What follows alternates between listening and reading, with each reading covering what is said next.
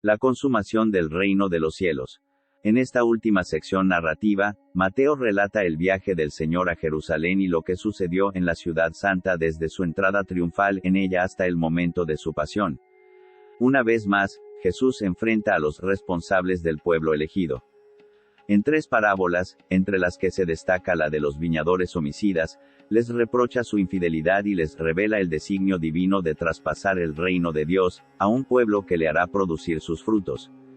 Luego les echa en cara duramente su falsa religiosidad, de la que estaba ausente el amor, que es la síntesis de toda la ley y los profetas, el matrimonio y el divorcio. Cuando Jesús terminó de decir estas palabras, dejó la Galilea y fue al territorio de Judea, más allá del Jordán. Lo siguió una gran multitud y allí curó a los enfermos.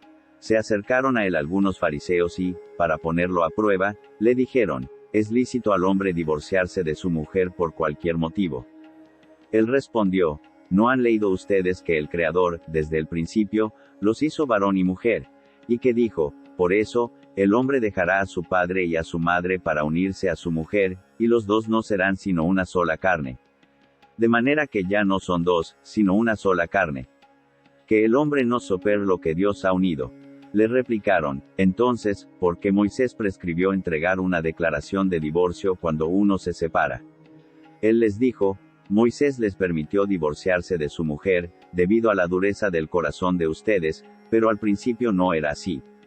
Por lo tanto, yo les digo, el que se divorcia de su mujer, a no ser en caso de unión ilegal, y se casa con otra, comete adulterio. La continencia voluntaria. Los discípulos le dijeron: si esta es la situación del hombre con respecto a su mujer, no conviene casarse. Y él les respondió: no todos entienden este lenguaje, sino solo aquellos a quienes se les ha concedido. En efecto, algunos no se casan, porque nacieron impotentes del seno de su madre, otros, porque fueron castrados por los hombres, y hay otros que decidieron no casarse a causa del reino de los cielos. El que pueda entender, que entienda. Jesús y los niños. Le trajeron entonces a unos niños para que les impusiera las manos y orara sobre ellos. Los discípulos los reprendieron, pero Jesús les dijo: dejen a los niños, y no les impidan que vengan a mí, porque el reino de los cielos pertenece a los que son como ellos. Y después de haberles impuesto las manos, se fue de allí. El joven rico. Luego se le acercó un hombre y le preguntó: Maestro, ¿qué obras buenas debo hacer para conseguir la vida eterna? Jesús le dijo: ¿cómo me preguntas acerca de lo que es bueno? Uno solo es el bueno. Si quieres entrar en la vida eterna, cumple los mandamientos. ¿Cuáles?, preguntó el hombre. Jesús le respondió: no matarás, no cometerás adulterio, no robarás, no darás falso testimonio, honrarás a tu padre y a tu madre, y amarás a tu prójimo como a ti mismo. El joven dijo: todo esto lo he cumplido, ¿qué me queda por hacer? Si quieres ser perfecto, le dijo Jesús, ve, vende todo lo que tienes y dalo a los pobres, así tendrás un tesoro en el cielo. Después, ven y sígueme. Al oír estas palabras, el joven se retiró entristecido, porque poseía muchos bienes. El peligro de las riquezas. Jesús dijo entonces a sus discípulos: les aseguro que difícilmente un rico entrará en el reino de los cielos. Sí, les repito, es más fácil que un camello pase por el ojo de una aguja, que un rico entre en el reino de los cielos. Los discípulos quedaron muy sorprendidos al oír esto y dijeron: entonces, ¿quién podrá salvarse? Jesús, fijando en ellos su mirada, les dijo: para los hombres esto es imposible, pero para Dios todo es posible. La recompensa prometida a los discípulos. Pedro, tomando la palabra, dijo: tú sabes que nosotros lo hemos dejado todo y te hemos seguido. ¿Qué nos tocará a nosotros? Jesús les respondió: les aseguro que, en la regeneración del mundo, cuando el Hijo del Hombre se siente en su trono de gloria, ustedes, que me han seguido, también se sentarán en 12 tronos, para juzgar a las 12 tribus de Israel. Y el que a causa de mi nombre deje casa, hermanos o hermanas, padre, madre, hijos o campos, recibirá 100 veces más y obtendrá como herencia la vida eterna. Muchos de los primeros serán los últimos, y muchos de los últimos serán los primeros. La parábola de los obreros de la última hora. Porque el reino de los cielos se parece a un propietario que salió muy de madrugada a contratar obreros para trabajar en su viña. trató con ellos 1 denario por día y los envió a su viña. Volvió a salir a media mañana y, al ver a otros desocupados en la plaza, les dijo, vayan ustedes también a mi viña y les pagaré lo que sea justo. Y ellos fueron. Volvió a salir al mediodía y a media tarde, e hizo lo mismo. Al caer la tarde salió de nuevo y, encontrando todavía a otros, les dijo, ¿cómo se han quedado todo el día aquí, sin hacer nada? Ellos le respondieron, nadie nos ha contratado. Entonces les dijo, vayan también ustedes a mi viña. Al terminar el día, el propietario llamó a su mayordomo y le dijo, llama a los obreros y págales el jornal, comenzando por los últimos y terminando por los primeros. Fueron entonces los que habían llegado al caer la tarde y recibieron cada uno 1 denario. Llegaron después los primeros, creyendo que iban a recibir algo más, pero recibieron igualmente 1 denario.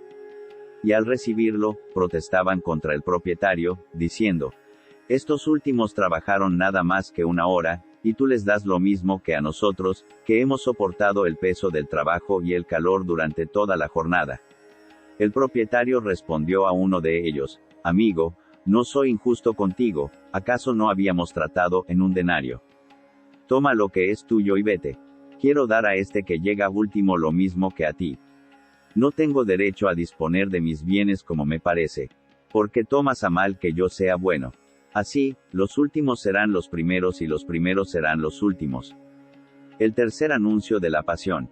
Cuando Jesús se dispuso a subir a Jerusalén, llevó consigo solo a los 12, y en el camino les dijo, ahora subimos a Jerusalén, donde el Hijo del Hombre va a ser entregado a los sumos sacerdotes y a los escribas. Ellos lo condenarán a muerte y lo entregarán a los paganos para que sea maltratado, azotado y crucificado, pero al tercer día resucitará. La petición de la madre de Santiago y Juan. Entonces la madre de los hijos de Zebedeo se acercó a Jesús, junto con sus hijos, y se postró ante él para pedirle algo. ¿Qué quieres?, le preguntó Jesús. Y ella le dijo, manda que mis 2 hijos se sienten en tu reino, uno a tu derecha y el otro a tu izquierda. No saben lo que piden, respondió Jesús. ¿Pueden beber el cáliz que yo beberé? Podemos, le respondieron. Está bien, les dijo Jesús, ustedes beberán mi cáliz. En cuanto a sentarse a mi derecha o a mi izquierda, no me toca a mí concederlo, sino que esos puestos son para quienes se los ha destinado mi Padre. El carácter servicial de la autoridad. Al oír esto, los otros 10 se indignaron contra los 2 hermanos. Pero Jesús los llamó y les dijo, ustedes saben que los jefes de las naciones dominan sobre ellas y los poderosos les hacen sentir su autoridad. Entre ustedes no debe suceder así. Al contrario, el que quiera ser grande, que se haga servidor de ustedes, y el que quiera ser el primero que se haga su esclavo, como el Hijo del Hombre, que no vino para ser servido, sino para servir y dar su vida en rescate por una multitud. Curación de los 2 ciegos de Jericó. Cuando salieron de Jericó, mucha gente siguió a Jesús. Había 2 ciegos sentados al borde del camino y, al enterarse de que pasaba Jesús, comenzaron a gritar, Señor, Hijo de David, ten piedad de nosotros. La multitud los reprendía para que se callaran, pero ellos gritaban más, Señor, Hijo de David, ten piedad de nosotros. Jesús se detuvo, los llamó y les preguntó, ¿qué quieren que haga por ustedes? Ellos le respondieron, Señor, que se abran nuestros ojos. Jesús se compadeció de ellos y tocó sus ojos. Inmediatamente, recobraron la vista y lo siguieron. La entrada mesiánica en Jerusalén. Cuando se acercaron a Jerusalén y llegaron a Betfagé, al monte de los olivos, Jesús envió a 2 discípulos, diciéndoles, vayan al pueblo que está enfrente, e inmediatamente encontrarán un asna atada, junto con su cría.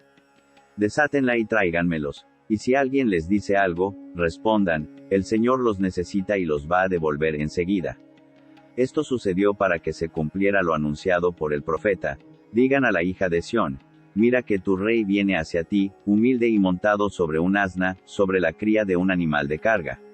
Los discípulos fueron e hicieron lo que Jesús les había mandado, trajeron el asna y su cría, pusieron sus mantos sobre ellos y Jesús se montó. Entonces la mayor parte de la gente comenzó a extender sus mantos sobre el camino, y otros cortaban ramas de los árboles y lo cubrían con ellas. La multitud que iba delante de Jesús y la que lo seguía gritaba, Hosana al Hijo de David. Bendito el que viene en nombre del Señor. Hosana en las alturas. Cuando entró en Jerusalén, toda la ciudad se conmovió, y preguntaban, ¿quién es este? Y la gente respondía, es Jesús, el profeta de Nazaret en Galilea. La expulsión de los vendedores del templo. Después Jesús entró en el templo y echó a todos los que vendían y compraban allí, derribando las mesas de los cambistas y los asientos de los vendedores de palomas. Y les decía, está escrito, mi casa será llamada casa de oración, pero ustedes la han convertido en una cueva de ladrones. En el templo se le acercaron varios ciegos y paralíticos, y él los curó. Al ver los prodigios que acababa de hacer y a los niños que gritaban en el templo, Hosana al Hijo de David, los sumos sacerdotes y los escribas se indignaron y le dijeron, ¿oyes lo que dicen estos? Sí, respondió Jesús, pero nunca han leído este pasaje, de la boca de las criaturas y de los niños de pecho, has hecho brotar una alabanza. Enseguida los dejó y salió de la ciudad para ir a Betania, donde pasó la noche. Maldición de la higuera estéril. A la mañana temprano, mientras regresaba a la ciudad, tuvo hambre. Al ver una higuera cerca del camino, se acercó a ella, pero no encontró más que hojas. Entonces le dijo, nunca volverás a dar fruto. Y la higuera se secó de inmediato.